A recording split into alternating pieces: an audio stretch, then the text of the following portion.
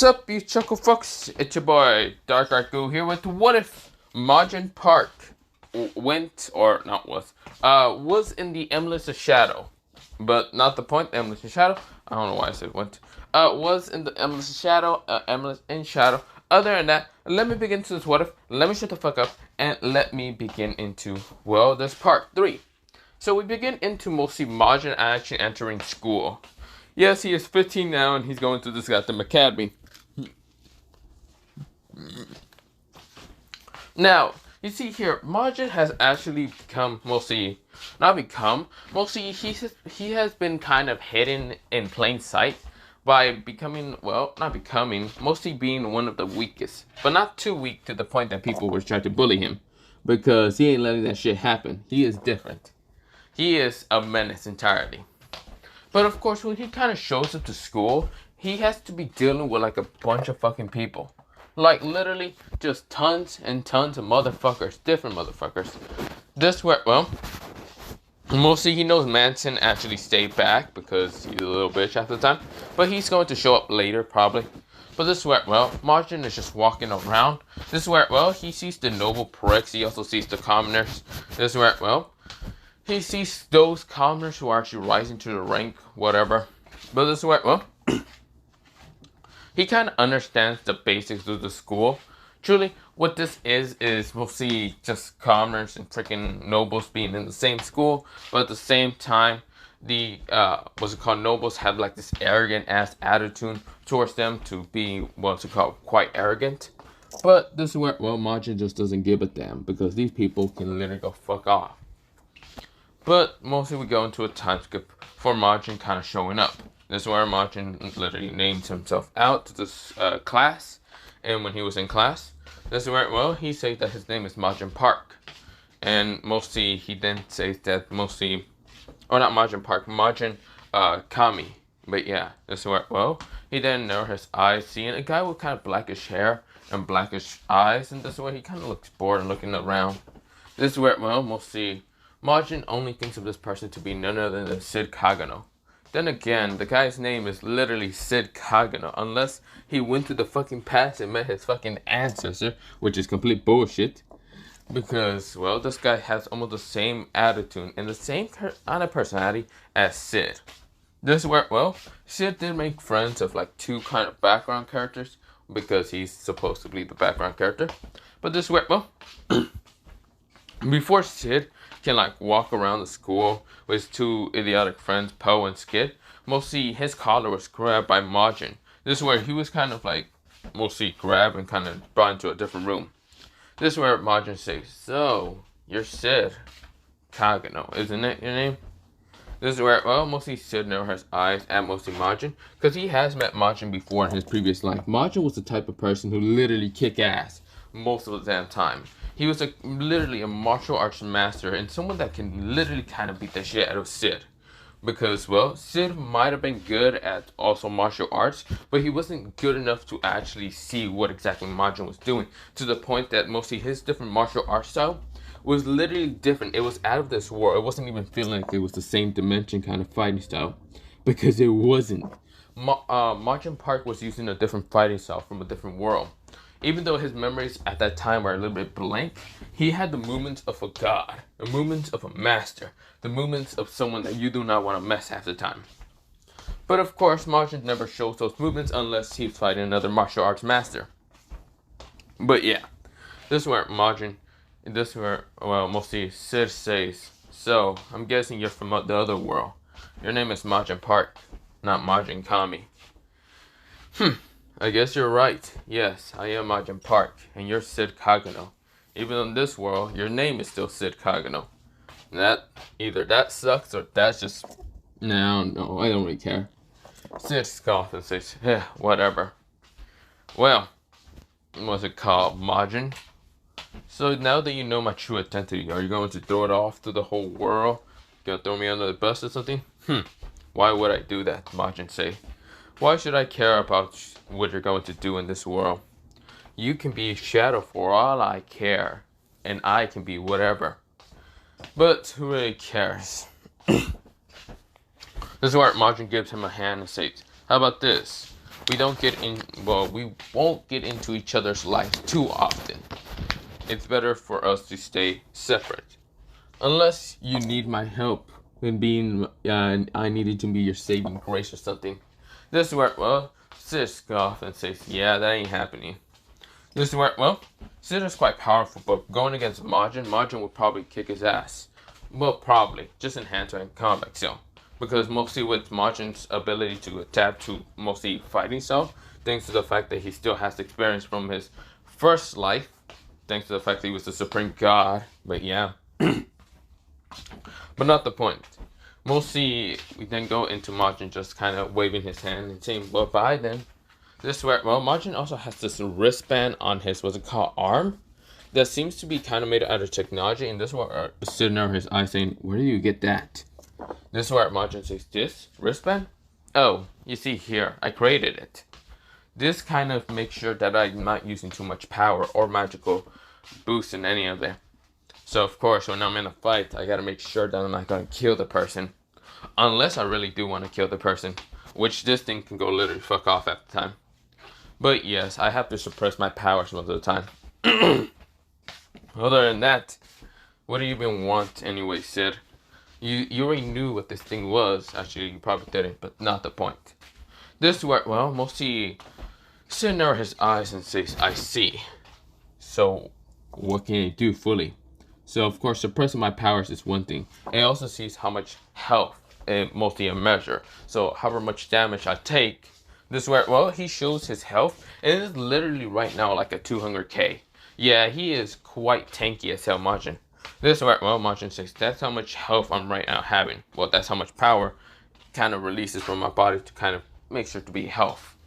But that's, if I take, I don't know, a punch to the stomach, either it's hard or not, it will kind of decrease to show a little bit less. It's like an RPG kind of game, if you think about it like that.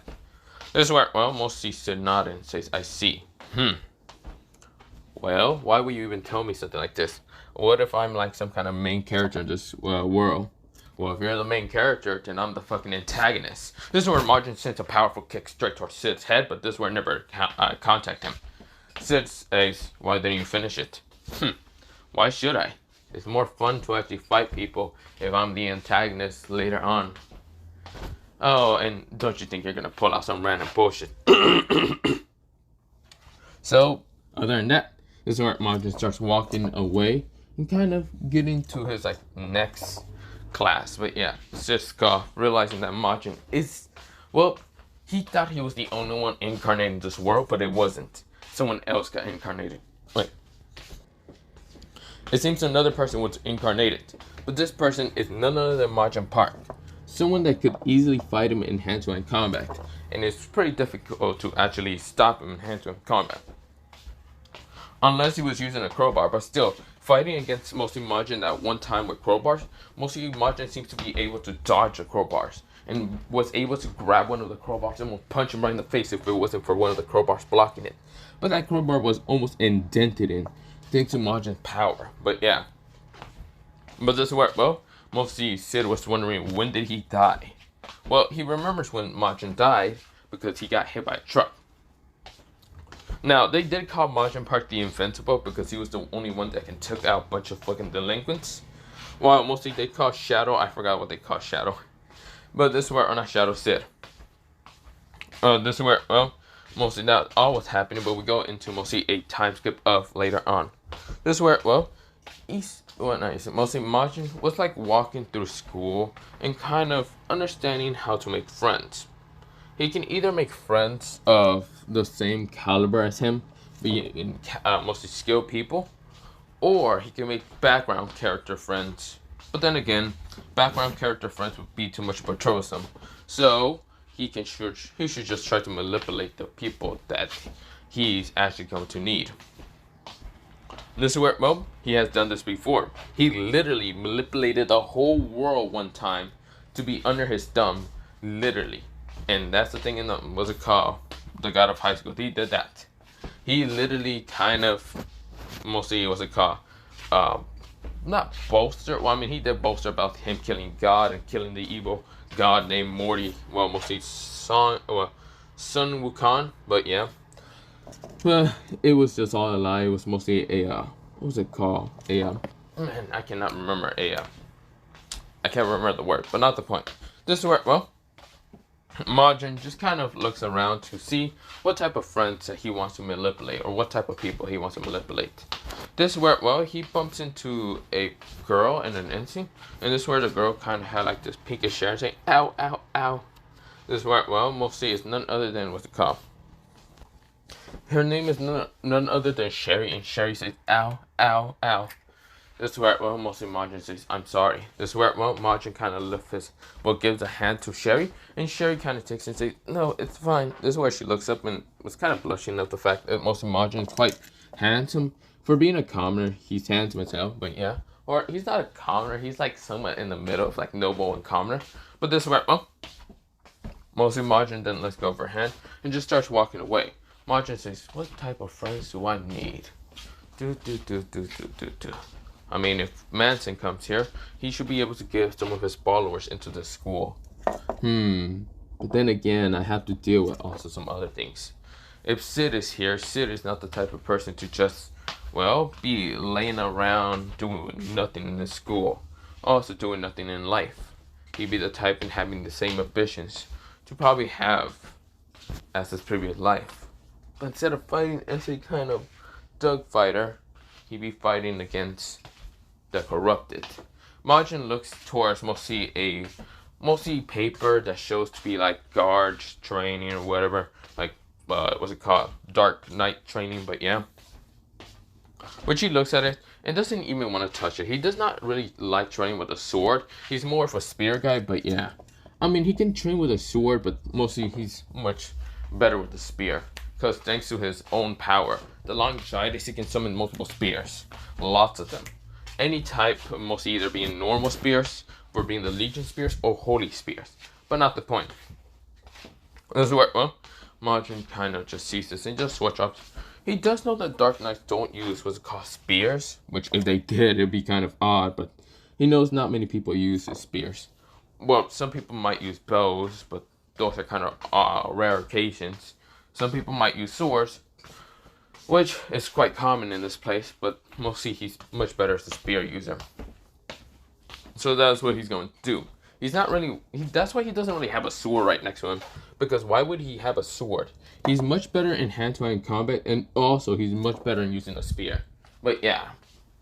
But this where, well, he starts walking around until this where, well, some guy kind of like tried to pick on mostly Mujin and saying, hey buddy, did you lose your sword or something? Where's your sword? Or are you just some kind of commoner that doesn't understand and using a sword is better than using your hands? Mujin looks at this guy and just says, you want to say that again, asshole? This is where Mujin said. This is where, well, the guy says, why you? He pulls out a sword and says, I'll cut you down. He tries to cut down Mujin until Mujin just grabs his blade literally once and just snapped that shit. How did you? This is where Mujin grabs him from the collar and punches shit at him, pulling his ass, punching him so hard, knocking his teeth out. But yeah. But of course, that guy got knocked the shit out, and this is where everyone was like, what the fuck? Damn! This is where people were just shocked to see a noble guy get knocked the fuck out by a dude who literally grabbed his sword and shattered that shit. Like, he did not care one fucking bit. He literally did not care one even second or a fucking bit about mostly this guy. This is where, well, mostly Mujin starts walking away. Like, he didn't give a damn. Like, this man's on menace time. Like, why would he care? But yeah. People were just shocked at that point. This is where, well, mostly we go into Mujin just walking away. But yeah, we go into mostly a couple of day time skip. After that whole situation, not many people want to fuck with Mujin, because he beat the shit out of a noble person the next day, another normal person, another person that really thought he was strong and all that shit, like he was hyped to the max, until mostly Mujin Park just literally didn't even use his hands. He used a literally fucking stick to whoop this man. He literally grabbed, well, not a stick, a broom, and just took off the little, like, mostly broom at the end, mostly the, thing, and just kind of says, okay, bring it on. This is where the person rushes at mostly Mujin, thinking that he's gonna cut through wood, until Mujin literally proved him wrong, and that fucking broomstick literally breaks through the blade and whacks this man in the face, knocking his shit out. But yeah. Now, Sid was trying to be low-key in his life, while Margin was already causing enough trouble. Like, literally a lot of trouble. And, of course, mostly Margin was sent to the goddamn, mostly council room. Like, the council leader room. And this is where the council kind of just, like, swatch outs. Mostly the person, she was just, like, shocked, annoyed, and a little bit kind of just wondering how in the fucking hell did Margin fucking managed to knock out 4 nobles this week. 3 of them with his bare hands, 1 with literally a fucking broomstick, and the last one, well, that man was just, like, just say that man was never found, because, well, that person was thrown out the window. Yeet. Like, Margin did not have time for this. Like, he was trying to study until this guy, like, pick a fight on him when he was studying. He cut mostly Margin's book, but this is where Margin says, really, motherfucker, I was studying. You know what? Fine. How do you like flying out the window? And this is where Margin said. This is where, well, the person says, fight me. This is where, well, Margin grabs a blade, yeet him out the window. Like, he flinged this man out the window, and this man was never seen again. Because that man was dead. Probably. Who really knows? And who really cares at this point? So, yeah, this is where, well, the council, mostly council leader, kind of just watch up and says, okay. We're not council leader, the council president says, okay. Let me get this straight.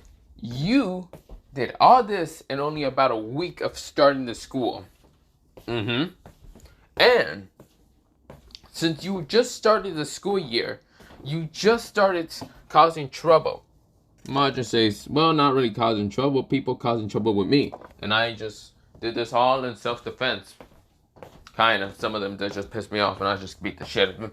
But not the point. You do realize I have to deal with the noble families. I mean, if you don't want to deal with the noble families, you can just tell them to just show up and I'll fight them. You can't just beat the shit of noble people you don't like. That's not how it works. You know what? How about this? I'll put you up against someone stronger than any of the other nobles. He is mostly, well, the supposed fiance of Alexis, Alexis Morgan. Mostly, he is one of the strongest and almost the closest person to rank to almost the level of, like, knight around. So, if you lose against him, you're going to have to become a servant. If you win against him, well, I won't fucking put the charges or whatever. This is where, well, mostly Margin watch ups and narrow his eyes and saying, servant to who? To him. No shit, Sherlock. This is where, well, mostly Margin says, then I won't lose. And this time, use a weapon. Don't actually hurt him with your fist. The fuck? I'm gonna beat him with my fist. This is where mostly Margin thinks. Then he just thinks about it and probably will use his borrowed power. Like, why the fuck not? This is where, well, mostly we go into, well, Margin going into mostly, well, mostly not a time skip, but this is where, well, Margin is just walking around until he sees what's it called, Sid about to propose to a girl, or mostly, girl to go out, because yes, this is where Margin just walks through and says, yo, Sid, what's going on here? Sid goes, I'm gonna get saved, yes. This is where, well, mostly, well, Alexis kind of notices and says, who the hell are you? No, I'm just Margin. Margin Kami, not the point. So what the hell is happening here?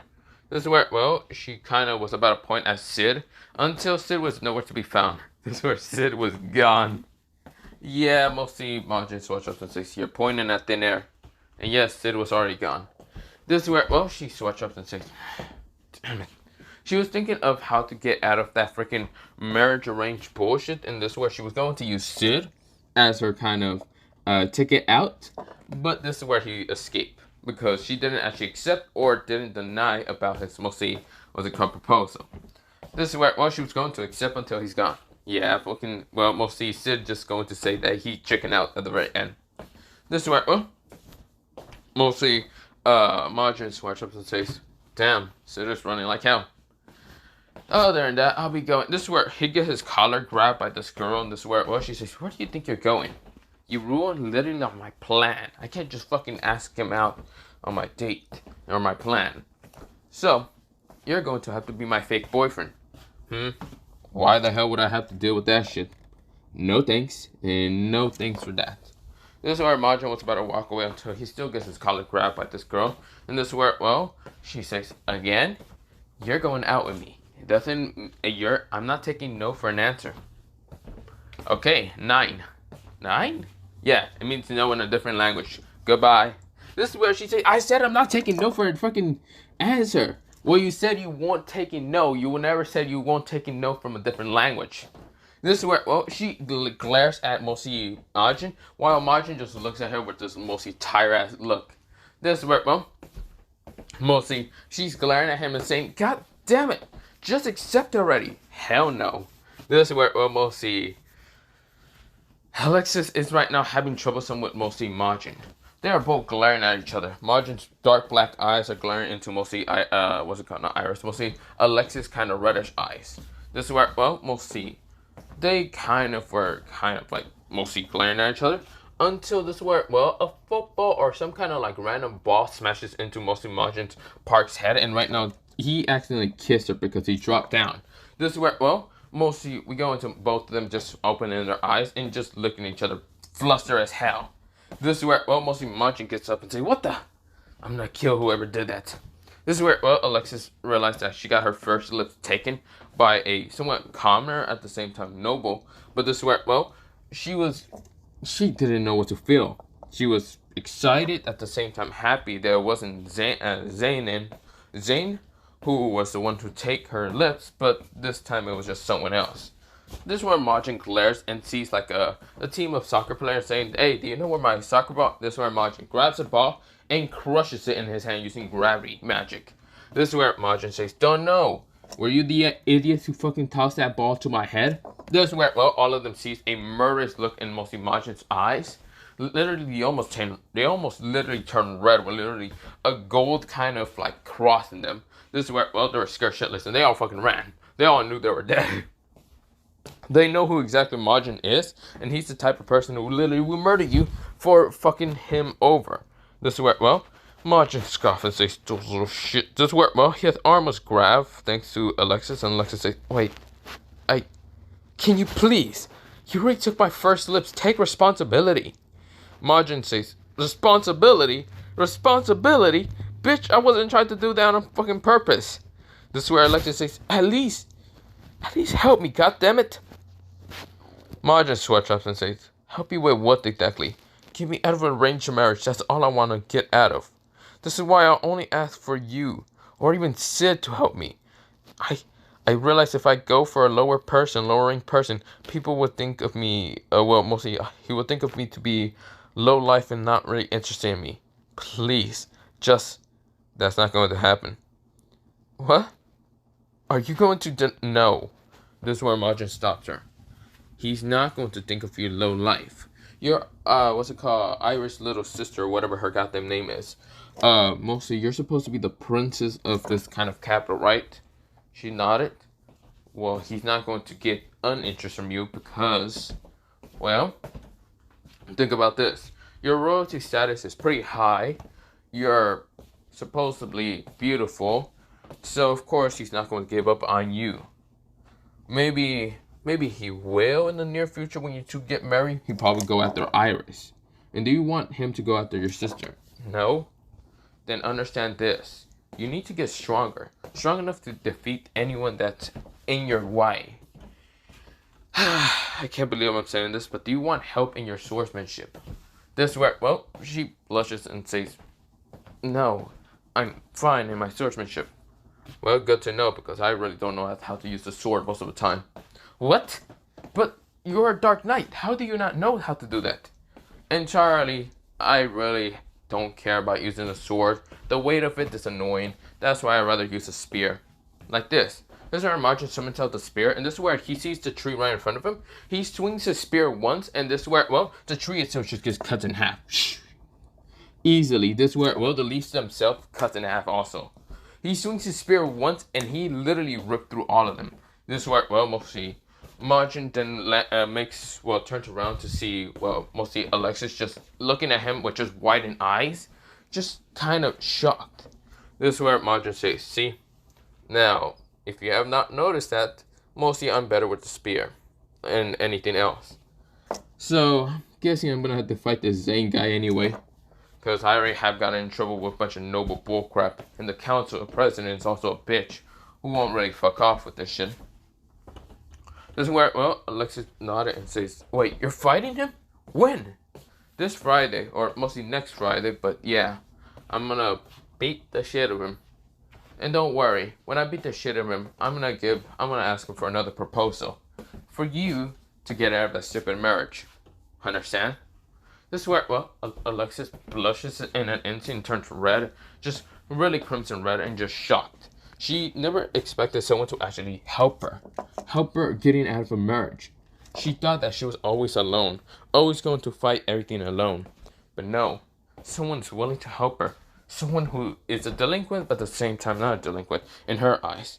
She just turns all shades of red. She just looks at Mujin and nods. To swear, well, she kind of shows a friendly smile. It's like, thank you so much. She starts crying.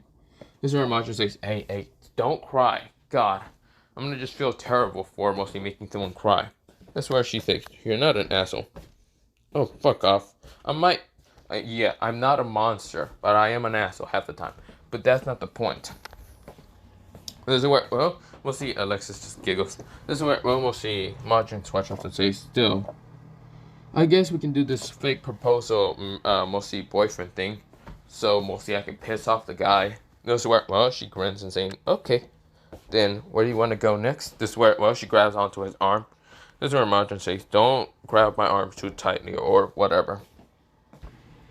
But this is where, well, we go into mostly time skip of mostly both of them kind of acting like somewhat boyfriend and girlfriend. Making every guy in the school jealous at the same time hate Mujin even more. Mujin, on the other hand, does not give a fuck and does not care even one bit. This is where, well, mostly Sid is happy because, well, he doesn't need to go out with some princess girl or get his mostly status revoked or whatever. But this is where, well, we go into the mostly time skip of the next, well, next week. And of course, this is where next week is mostly a, what's it called? The whole kind of week is kind of a celebration for Zane to defeat Mujin, the monster. They literally call Mujin the monster. Because, yeah, he has like humanoid strength or whatever. This is where, well, Zane was kind of getting boasted up. Of course, he saw his girl with mostly the monster. He tries to save her, like acting like a hero. But that's where Mujin did not care. And literally even Alexia says, But yeah, they really just ignore mostly Zane. Which pisses off Zane, making him even furious. He wants to defeat Mujin even more. But we go into mostly a time skip until Friday. This is where, well, Zane was saying, I finally get to fight you. You bastard for taking my girl. I would defeat... Shut the fuck up, Mujin said. First of all, I'm going to ask you for a proposal. And you cannot refuse this proposal. If you do, then you're a bitch. But not the point. You're going to fight me with, all you have. But at the same time, the second proposal that I'm offering is that the marriage between you and Alexis is over. This is where every noble are shocked because they're watching this with nobles and commoners. And this is where, well, Rosa kind of sees this and was about to say something until Alexis kind of says, I agree with that. This is where, well, Zane says, what? You're not supposed to agree, you stupid fucking... This is where everyone was shocked. And this is where, well, mostly Sid was just watching this saying, I wonder how Mujin's going to deal with mostly Zane. This is where, well, mostly Mujin just kind of says, so, do you agree or do you not? This is where Zane growls and says, I'll defeat you at once. And when I defeat you, you're going to become my fucking slave. At the same time, she's going to be my fucking set. This is where, well, Mujin says, yeah, we don't need to fucking hear you say that, you fucking creep. This is where, well, he glares at Mujin with murderous look. But this is where, well, we go into mostly a battle. This is where, well, the practice says, begin. This is where, well, mostly Zane rushes at mostly Mujin with blinding speed saying, die already. This is where, well, he was about to cut down Mujin. Mujin dodges to the right and just says, weak. This is where, well, we'll see Zane starts trying to attack him over and over, just cutting the ground. And this is where none of the attacks was ever hitting Mujin. Mujin is much more faster than you would think. This is where, well, Zane says, draw your weapon, you weakling. I would defeat you with a sword, no matter what. This is where, well, mostly Majin says, sword. Yeah, I'm not gonna draw out the fucking sword. This is where he summons out literally a spear. And this is where he says, bring it then. This is where Zane says, you dare to use another weapon than a sword? This is where, well, mostly Majin says, oh, let me take off the pointy thing from the top because you would think that I'm cheating with long range. Fine, I will take it off and I'll just use the stick to whack you around. This is where Zane says, keep the damn pointy thing. I'm gonna fucking murder you no matter what. This is where, well, mostly Majin was disrespectful as shit. But every time Zane tried to attack Majin would block it with the spear. Either using the staff itself or even the blade. This is where, well, he was doing this for a good couple of minutes. This is where Zane exploded with so much magic and saying, I'm going to rip you apart. Not die! This is where he tries to swing the blade down. This is where, well, mostly Majin just didn't dodge this time. This is where Majin right now uses his cross. Mostly, or not his cross, mostly what he did is just kind of lift his hand down, we'll kind of lift it up, and then lift it down. This is where Zane smashes to the ground in an instant. What the hell is this? And this is where, well, mostly, or not, he didn't use his hand. He just kind of, just looked at the attack and knew that this shit was going to hurt, but he didn't care. He instead just grabbed it with one finger. He blocked Zane's attack with literally one finger. Ding. This is where Zane just widened his eyes. The ground behind mostly Majin cracked. But this is where Majin itself wasn't even affected. This is where Majin grabs the blade itself and just shatters it with just one hand. One swipe of his hand. This is where, well, mostly Majin then sees Zane grabbing him from the neck and smashing him down to the ground. This is where Majin now has the spear right through this guy's, mostly almost at this guy's eye. You want to give, or do you want me to stab you in the eye to show that you're nothing but a weakling to me? You pathetic trash. Yeah, you pathetic trash.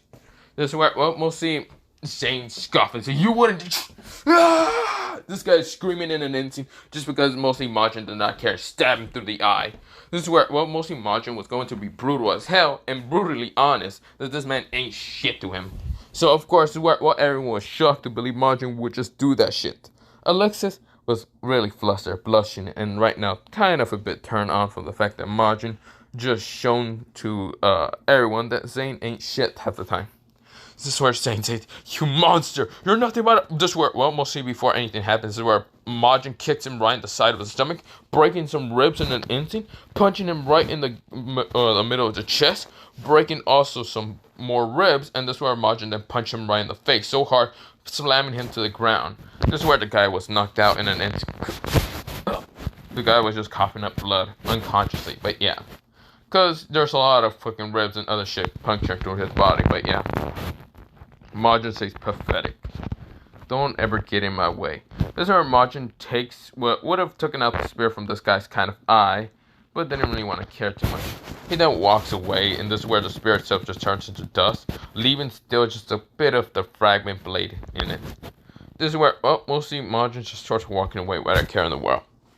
This is where, well, everyone was shocked, realizing that Majin's on a different fucking level from everyone here. This is where, well, Majin says pathetic, annoying, and weak. I didn't even use my true power. What couldn't? I don't know if I still have the Supreme God power. If I did, I'll probably wipe the floor with this guy. I'll probably wipe them in 7 different dimensions. Or even more, 7 million more like it. Who really cares at this point? This is where Majin was walking until Alexis jumped on him and hugged him in an instant. This is where he slams him to the ground and basically she starts kind of kissing Majin. This is where, well, she was just happy. She kissed him all over his face and then just landed her lips onto his lips again. This is where, well, she didn't realize what she was doing and she was blushing flustery, literally red. All entirely crimson red. She said, I'm sorry. That's where Majin is, like, literally kind of wipes his face from it. Like, mostly, just wipe all the kind of kisses away from his face and kind of like use his hand to wipe her kind of mostly lips. Now, this is not the first time he kissed anyone, and she is not considered to be the first one. Entirely, she's actually considered to be second because, or mostly not even second, like a couple other ranks. But this is where, well, the first kiss that he ever had is Saturina. Saturina was actually quite jumpy one time, and she jumped on him thinking that mostly she was just going to tackle him and hug him, but she didn't notice that mostly Majin was kind of like mostly wanting to talk to her about something, and they landed at the wrong kind of place making mostly Irina just slam to him in the ground and just kiss him. But yeah, this is where, well, she was too excited and right now red entirely from the fact that she did something like that. This is where, well, mostly Margin didn't really care and just kind of said quite an interesting word and saying delicious. This is where, well, mostly Saturina's face was all red at that time. So of course, Margin is not really phased with a girl kissing him. He just hasn't gotten into base or any of that stuff with Saturina. But yeah, this is where, well, mostly Margin just sweats up and says, "It's okay, Alexis. Besides, now you're free from your stupid, crazy boyfriend's marriage, and well, I'm no longer needing to be a slave or to anyone because I'll beat the shit of anyone.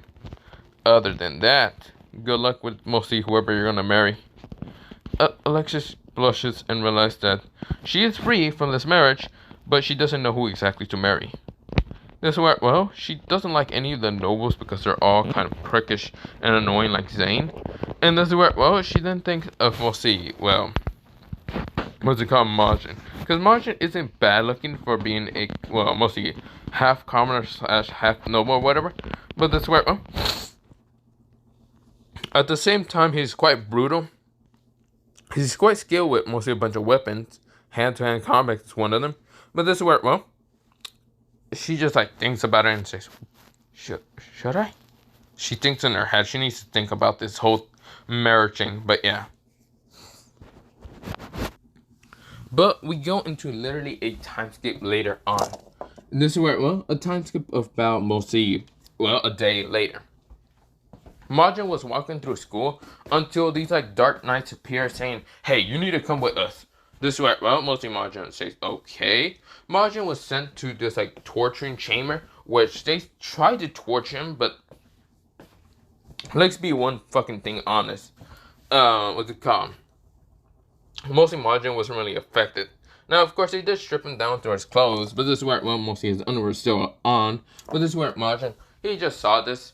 And right now we'll play along. This is where, well, they kind of try to get information, but this is where Margin says pathetic, annoying, and just die already. And before Margin was about to use his borrowed power to kill them all, this is where, well, someone appeared killing them all for Margin. Wow, you got captured. Also put on some clothes there, brother.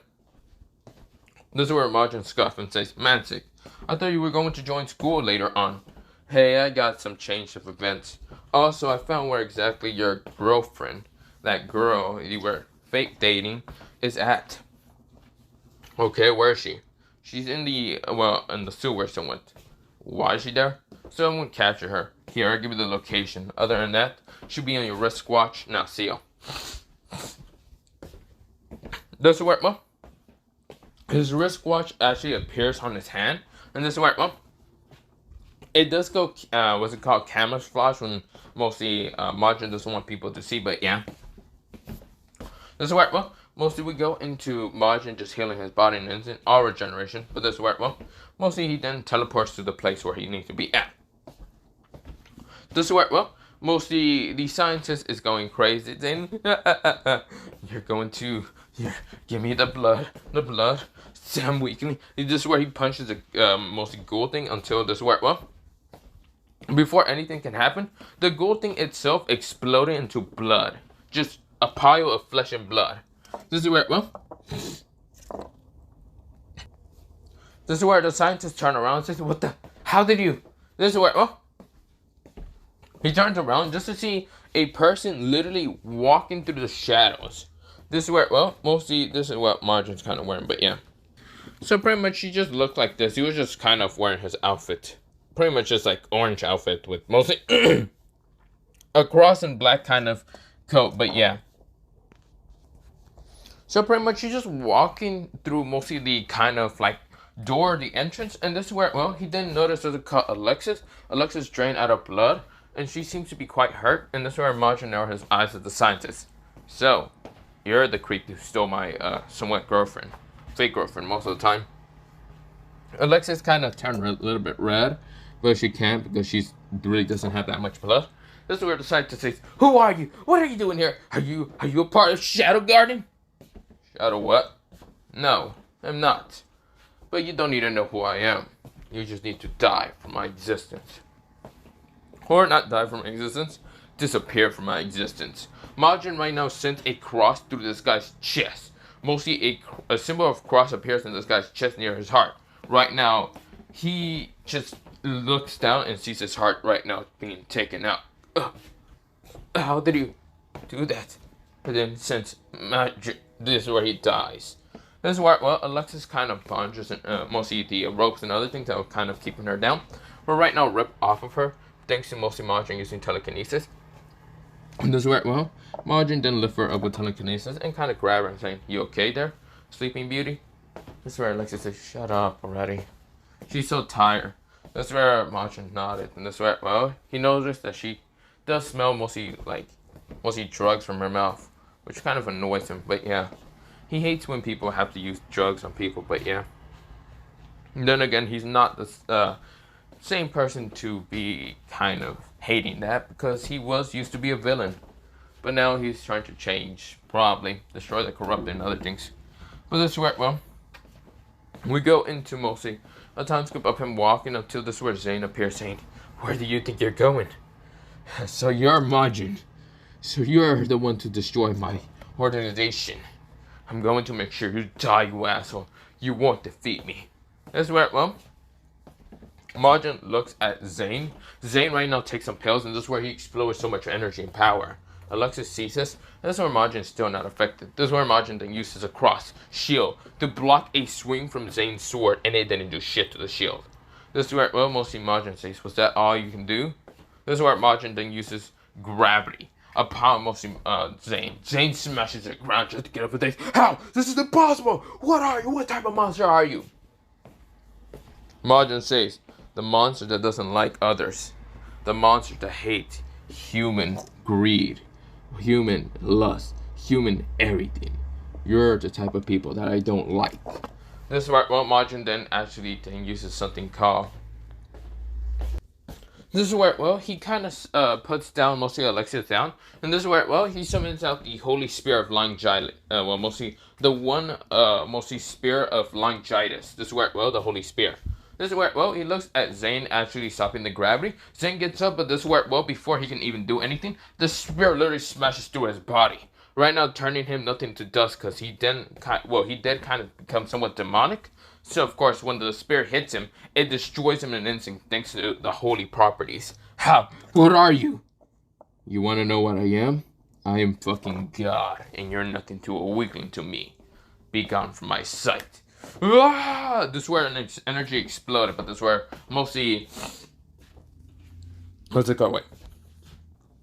Well, mostly when the spear kind of contact with the guy, it did smash him to the wall, and the wall itself exploded. A huge crater appears, but it wasn't that big. Well, it was kind of big, like the one that mostly, what's it called, Sid did, but mostly Mujin wasn't trying to put too much energy in it.